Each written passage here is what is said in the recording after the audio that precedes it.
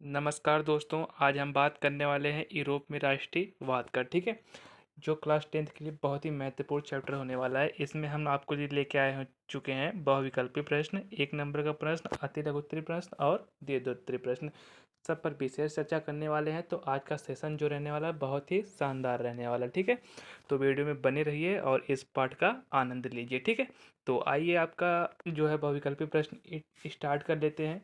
जैसा कि आप लोग देख सकते हैं, पहला क्वेश्चन दिया गया है कि नेपोलियन ने इटली पर आक्रमण कब किया था। तो भैया इसने किया था 1797 में। ठीक है, क्वेश्चन नंबर 2 आपका देख लेते हैं।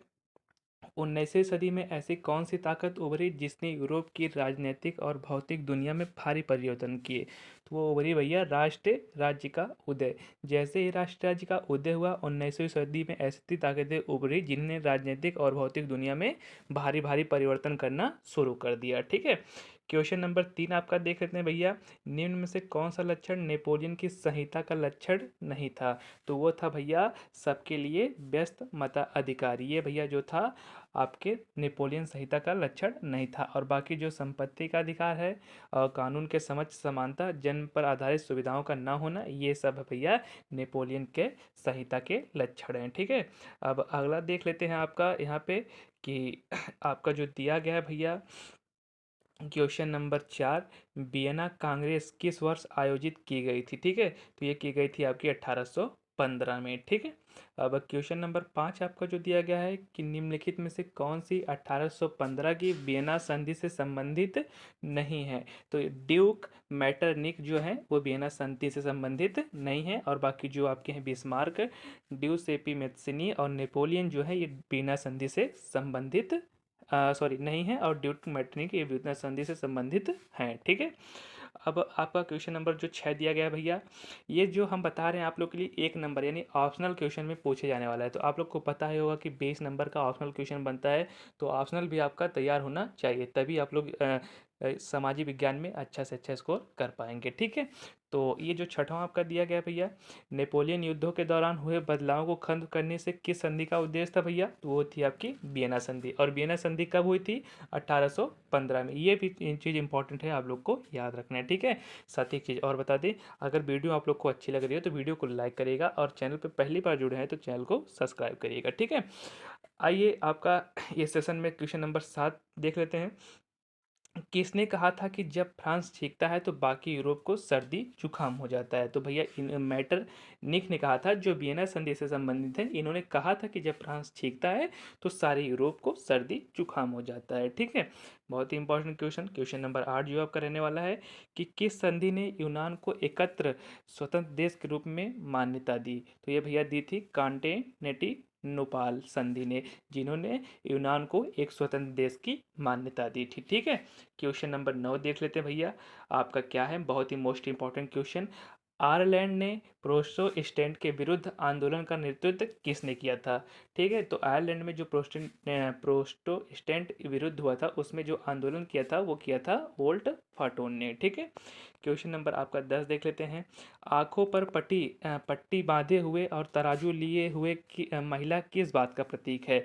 तो ये है भैया न्याय का प्रतीक। ठीक है, जैसे कि आप न्यायालय वाले में देखते ही होंगे, महिलाओं की आंखों पे जो होती है पट्टी बंधी होती है, हाथ में तराजू लिया होता है, यानी वो न्याय का जो होता है प्रतीक होता है। ठीक है भैया, अब 1 अंक वाले क्वेश्चन यहाँ से आपके 10 जो हुए हैं ऑप्शनल क्वेश्चन होते हैं समाप्त। अब यहाँ पे स्टार्ट करते हैं 1 अंक वाले क्वेश्चन। उससे पहले एक बार फिर से निवेदन करेंगे, अगर हमारे चैनल पे पहली बार जुड़े हैं तो चैनल को लाइक करिए, चैनल को सब्सक्राइब कर लीजिएगा और वीडियो को लाइक कर दीजिएगा, ताकि इसी तरह का जो है आपके इतिहास के सारे जो है चैप्टर वो कवर करा जाएगा, जिसकी नोटिफिकेशन आप लोग के पास सबसे पहले पहुँच जाएगी। ठीक है, तो जो भी बच्चे 2024-25 एग्जाम की तैयारी कर रहे हैं उनके लिए इतिहास का एक बहुत ही महत्वपूर्ण चैप्टर रहने वाला है। ठीक है, तो जैसा कि आपका 1 नंबर का दिया गया है, फ्रेडरिक सरायु कौन था। तो भैया ये कौन थे? फ्रांसीसी चित्रकार फ्रेडरिक सरायु थे। ठीक है, क्वेश्चन नंबर 2 दिया है, अर्नस्ट रेनन कौन था। तो ये थे आपके फ्रांसीसी दार्शनिक। ये सब याद करना है आपको। ठीक है, जहाँ आप लोग इसको एक बार लिखेंगे, एक बार पढ़ेंगे, आपको बिल्कुल अच्छे से ये याद हो जाएगा। ठीक है, क्वेश्चन नंबर आपका 3 दिया गया है कि जर्मन राष्ट्र का रूपक क्या था, वह किस बात का प्रतीक था। तो जर्मेनियम जो था वो जर्मन राष्ट्र का रूपक था और जर्मन बलूत वीरता का प्रतीक था। ठीक है, अब क्वेश्चन नंबर 4 आपका दिया गया है, मांटेस्क्यू ने किस सिद्धांत का प्रतिपादन किया था भैया? तो इन्होंने किया था शक्ति पृथक्करण के सिद्धांत का प्रतिपादन। ठीक है, क्वेश्चन नंबर आपका 5 देख लेते हैं यहाँ पे। कौन सी विश्वविख्यात घटना को राष्ट्रवाद की पहली अस्पष्ट अभिव्यक्ति के रूप में माना जाता है? तो है फ्रांसीसी क्रांतिकारी की घटना को क्या कहते हैं भैया? राष्ट्रवाद की पहली अस्पष्ट अभिव्यक्ति घटना के रूप में माना जाता है। अभिव्यक्ति अभिघटना मतलब क्या होती है भैया? जिसकी अभिव्यक्ति बहुत अच्छे से की जाती है उसी को बोलते हैं अभिव्यक्ति घटना। यानी जिसकी व्यक्ति जब कोई व्यक्ति किसी भी घटना की अभिव्यक्ति मतलब उसको प्रस्तुत करता है उसी को बोलते हैं अभिव्यक्ति। ठीक है, क्वेश्चन नंबर 6 दिया गया आपका, जाल वेराइन क्या था? वह किस प्रकार वो जर्मनी के आर्थिक एकीकरण का प्रतीक था? तो भैया जो हम बताएं, जो जाल वेराइन था वो जर्मन का एक संघ था। ठीक है, अधिकांश जर्मन राज्य में शामिल थे। ठीक है, इसका एकीकरण का हुआ 1834 में।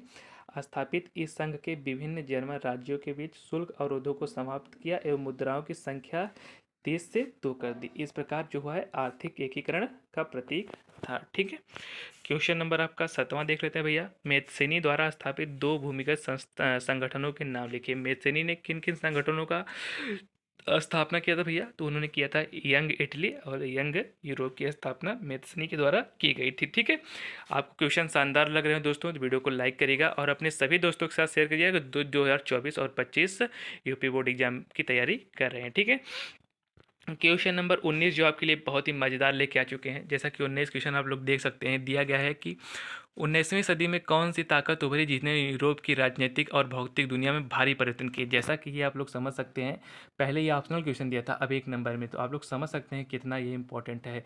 तो राष्ट्र राज्य का जो उदय हुआ था 19वीं सदी में, उन्होंने राजनीतिक और भौतिक दुनिया में बहुत ही भारी परिवर्तन किए थे। ठीक है, क्वेश्चन नंबर 9 आपका दिया गया है कि बाल्कन क्षेत्र के निवासियों को क्या कहा जाता था ना?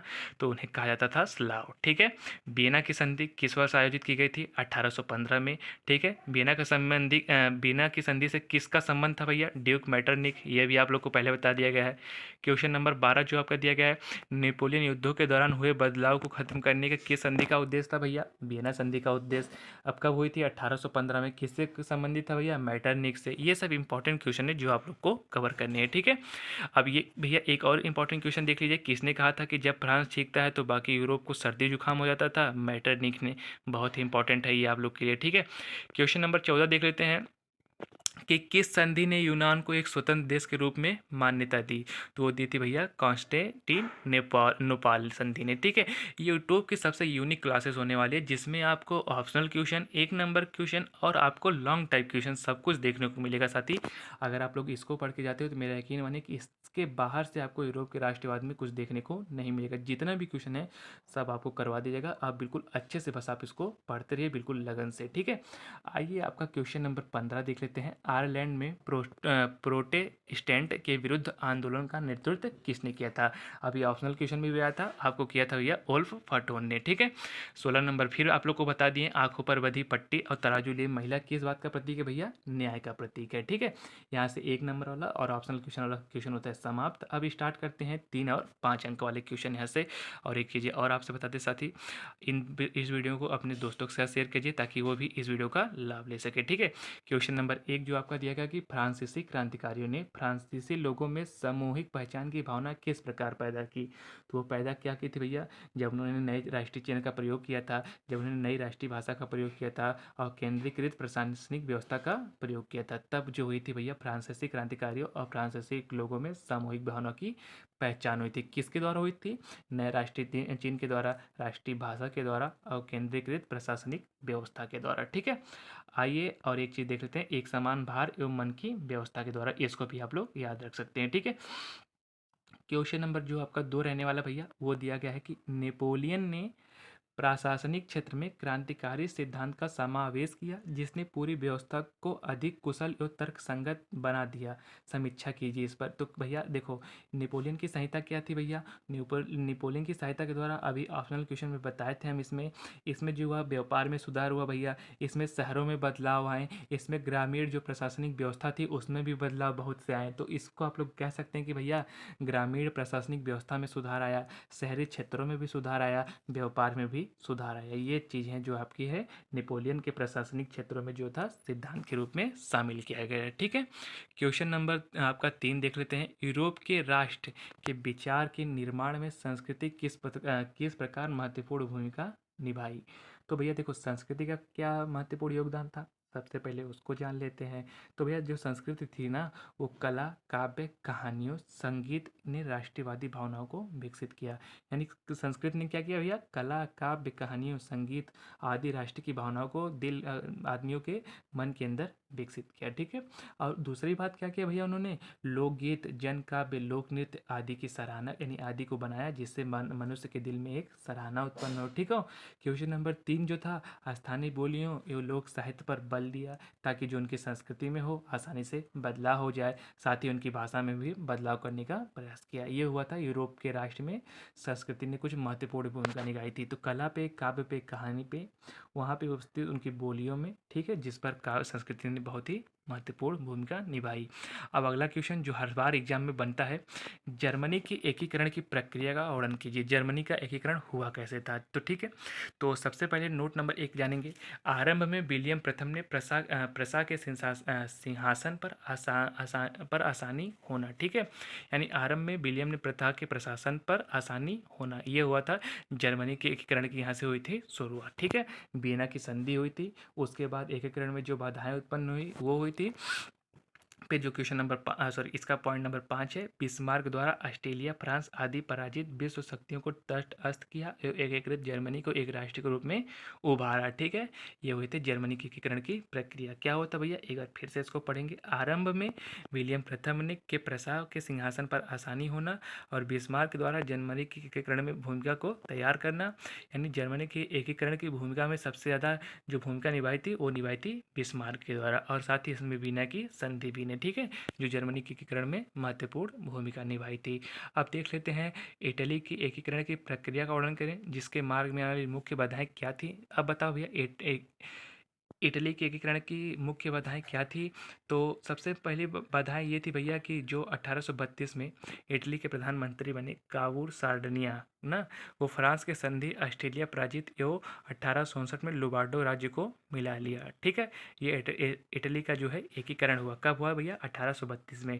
उस समय जो थी कावूर सार्डिनिया प्रधानमंत्री बना, जिन्होंने फ्रांस से संधि की और ऑस्ट्रेलिया को पराजित किया। 1859 में लुबार्डो को राज्य को इटली में मिला लिया। यहाँ से इटली की एकीकरण की शुरुआत हुई। ठीक है, द्वितीय चरण में हुआ क्या भैया, मोडेना, टास्कनी, पार्मा आदि जनमत संग्रहों द्वारा सार्डिनिया में विलय, यानी इस सभा के सार्डिनिया में मिल गए। तृतीय चरण में 1860 में गौरीवाल्डी द्वारा सिसली एवं नेपल्स पर विजय पा लिया गया। ये सब हो रहे हैं इटली के एकीकरण में मिल रहे हैं। ठीक है, चतुर्थ में क्या हुआ था, वेनेसिया एवं रोम पर अधिकार कर उसको भी इटली में मिला लिया गया। और 1871 में जो हुआ था पोप समझौता, जिसमें के द्वारा इटली के एकीकरण का उदय हुआ था। इसको नोट में याद रखेंगे। 1871 में क्या हुआ था भैया, इटली में पोप समझौता हुआ था, जिसके इटली का एकीकरण के उदय हुआ था। ठीक है, अब एकीकरण में बाधाएं कौन कौन सी उत्पन्न हुई उसको देख लेते हैं भैया। उसमें हुआ था भैया राजनीतिक विखंडन का लंबा इतिहास, पोप का शासन, वियना कांग्रेस, अनुदारवादी शासक, जो इटली के एकीकरण में आपकी बाधाएं उत्पन्न करता है। ठीक है, क्वेश्चन नंबर 6 आपका देख लेते हैं भैया। ब्रिटेन में राज्य का निर्माण एक लंबी प्रक्रिया का परिमाण किस प्रकार था। तो भैया ये क्या था भैया, सबसे पहले इसको समझेंगे। राज्य का निर्माण कब हुआ था ब्रिटेन में। ठीक है, तो सबसे पहले क्या होता कि पहले निर्जाति पहचान, राष्ट्र की अहमियत एवं सत्ता में वृद्धि। ठीक है, फिर 1868 में क्या हुआ था कि राजतंत्र से संसद द्वारा ताकत छीने जाना, यानी जैसे ही वहाँ ताकत की छीनना शुरू किया। फिर 1707 में यूनाइटेड किंगडम ऑफ ब्रिटेन का गठन हुआ था। ठीक है, यही है। और इसके बाद फिर आपका जो अगला था, स्कॉटलैंड का प्रभाव, आयरलैंड को 1861 में बलपूर्वक यूनाइटेड किंगडम में शामिल किया गया था। ठीक है, यानी ब्रिटेन में जब राज्य का निर्माण हो रहा था तो 1861 में आयरलैंड को वो बलपूर्वक यूनाइटेड किंगडम में शामिल किया गया। फिर नए ब्रिटिश राज्य का निर्माण वहीं से शुरू हुआ, ठीक है। और राष्ट्र का जो प्रतीक था झंडा और राष्ट्रगान को बढ़ावा देना, जिससे पुराने राष्ट्र मित्र सहयोगी के रूप में आके राज्य में मिल जाए, ठीक है। ये होते हैं ब्रिटेन में राष्ट्रीय राज्य को बढ़ावा देना, ठीक है। अब अगला देख लेते हैं भैया, यूरोप में राष्ट्रीयवाद के उत्थान के लिए कौन से कारण हैं जो उत्तरदायी हैं। तो यूरोप में जो राष्ट्रीयवाद है भैया, नए नए राष्ट्रों का उदय हुआ, ठीक है। और भैया क्या हुआ, निरंकुश राजतंत्रों में क्रांतिकारी प्रतिक्रियाएं शुरू होने लगी, लोकतंत्री सिद्धांत को बढ़ावा मिलने लगा, सामाजिक और राजनीतिक आर्थिक समानता पर बल देने लगे और अन्य राष्ट्रों में मानव अधिकारों की मांग करने लगे। यही जो 5 कारण है वो यूरोप में राष्ट्रीयवाद उत्थान के लिए उत्तरदायी है, ठीक है। अब अगला क्वेश्चन देख लेते हैं आपका, फ्रांसीसी क्रांतिकारी न केवल फ्रांस पर अभी तो पूरे विश्व पर गहरा प्रभाव पड़ा, इसका कारण बताइए। तो फ्रांस का जो प्रभाव पड़ा वो कहाँ कहाँ पड़ा, सबसे पहले उसको देख लेते हैं।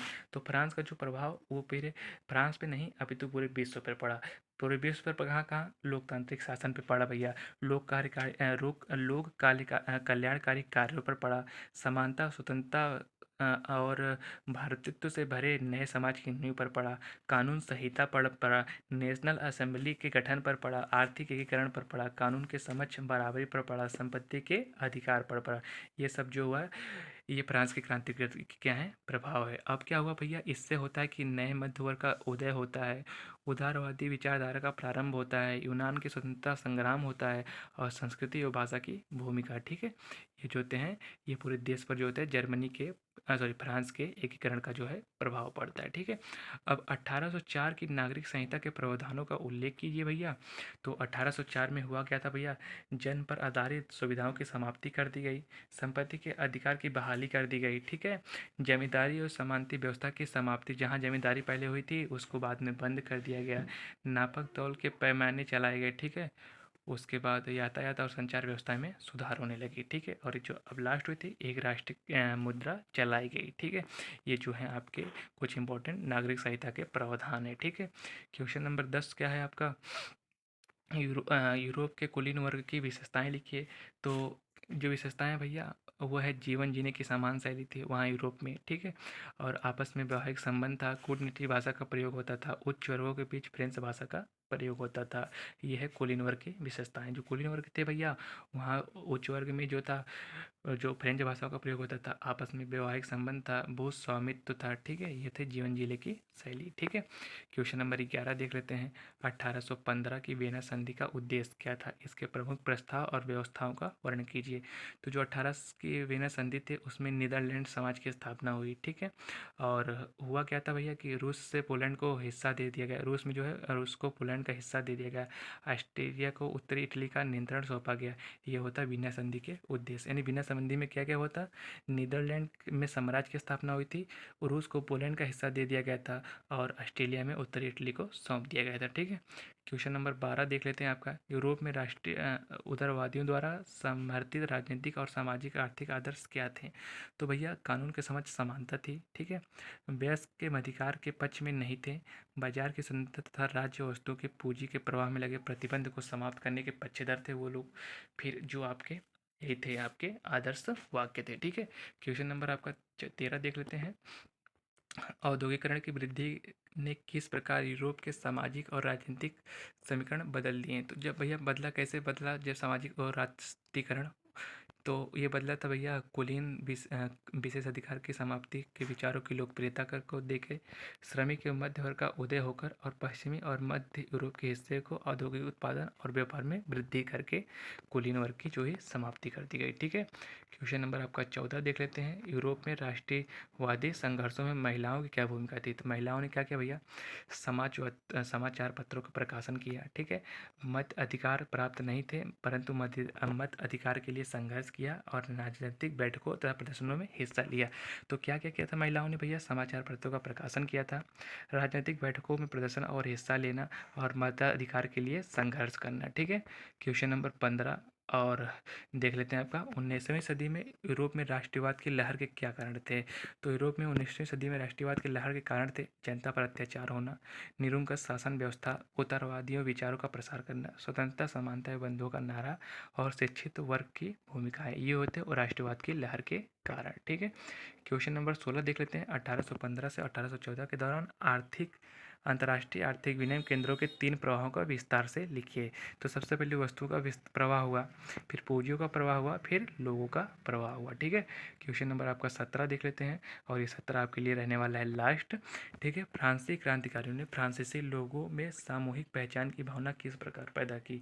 तो भैया ये कैसे पैदा की। तो सबसे पहले प्रीत भक्ति और नागरिक के विचार को उत्पन्न करके, नए राष्ट्रीय चिन्हों का प्रयोग करके और केंद्रीकृत प्रशासनिक व्यवस्था और राष्ट्रीय भाषा द्वारा। ठीक है, और एक जो लास्ट है, एक समान भार एवं मन की व्यवस्था द्वारा जो हुआ था। फ्रांसीसी क्रांतिकारियों ने फ्रांसीसी लोगों में सामूहिक पहचान की भावना उत्पन्न की। ठीक है, इसी प्रकार से जो ये शानदार सेशन होता है समाप्त। दोस्त, अगर वीडियो पसंद आए तो वीडियो को लाइक करिएगा और चैनल पे पहली बार जुड़े हैं तो चैनल को सब्सक्राइब कर दीजिएगा, ताकि जो आप क्लास 10th के आपका हिस्ट्री का सिलेबस है वो बिल्कुल आसानी से कवर कर सकें। ठीक है, मिलते हैं नेक्स्ट वीडियो में, तब तक के लिए आपका बहुत बहुत धन्यवाद।